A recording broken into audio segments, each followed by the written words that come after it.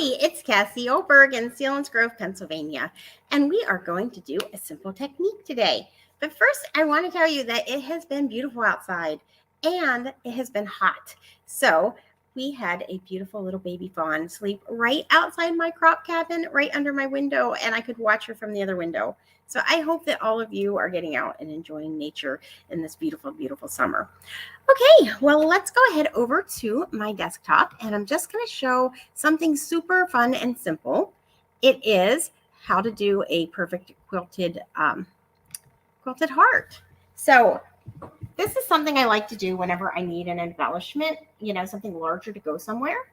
And I did this one, a 4th of July one. I was thinking about doing it last week, but I ended up doing a firework instead because I had people asking me what to do about the firework punch. So it seemed like it was relevant and needed to be done.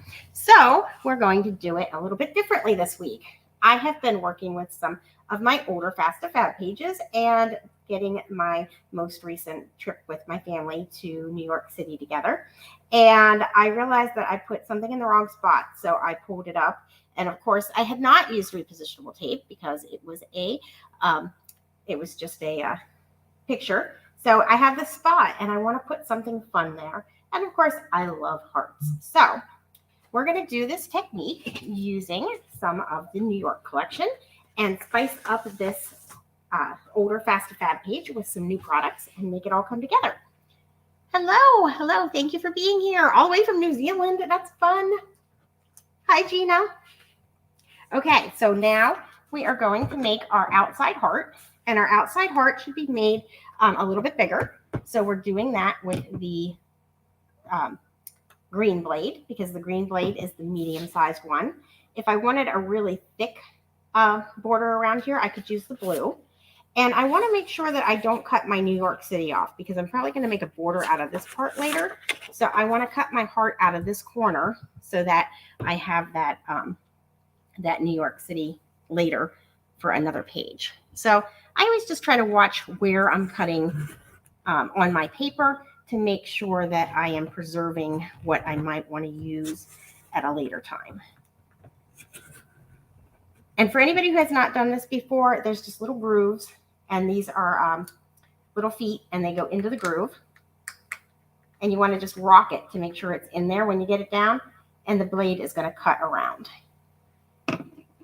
Hello, Carla from Iowa. Thank you for being here today. Now, the next thing I need are my 2 different colors. So we're going to take the red blade because that one is, of course, a little bit smaller. It's going to cut closer. And I'm going to put my nubs in here, put down on my page.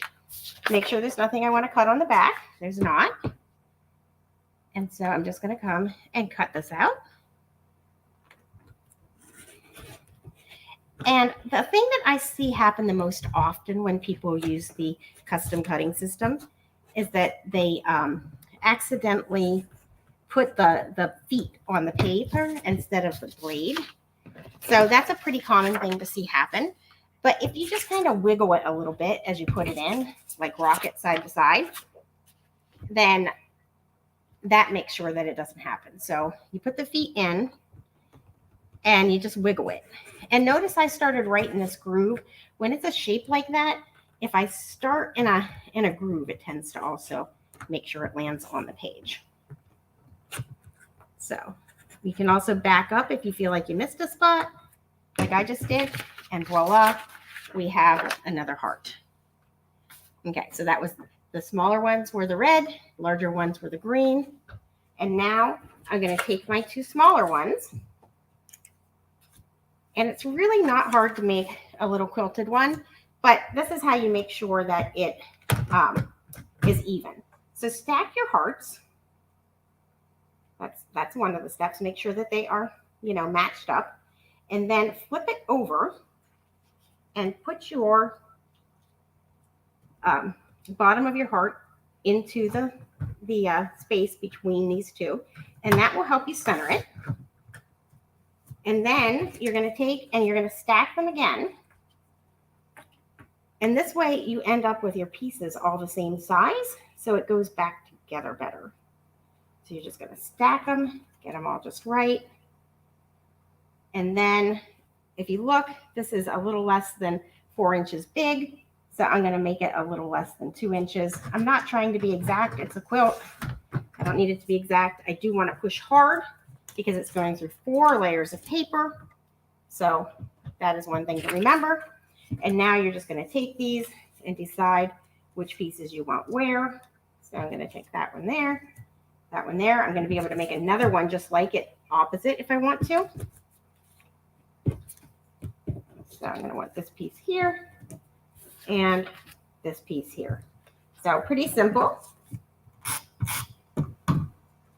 And I'm going to want to leave that little tiny bit of a 1/8 ring around it. And because I stacked them, they're all the same, you know, the same size. The matching hearts are the same size, so it doesn't matter that I interchanged the pieces. They give us this fun look.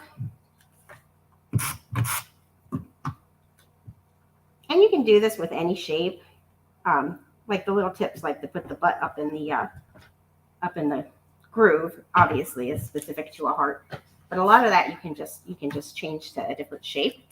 And now I have this cute embellishment, and I can put it on my old Fast to Fab pages that I'm trying to use up.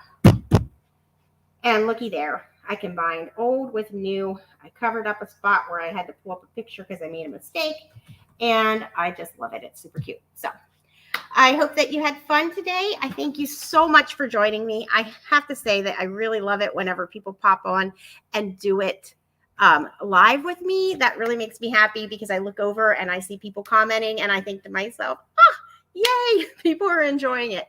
When nobody pops on while I'm doing it, I'm always wondering to myself, is anybody going to learn this? So thank you for being here. Please feel free to share this video with your friends and let them learn from it. And please subscribe to my YouTube channel. So thanks so much. And I really appreciate you being here. Yes, there are no mistakes in scrapbooking. That is so true. Thank you, Carla. Thank you, Gina. Thank you, everybody. Thank you for being here.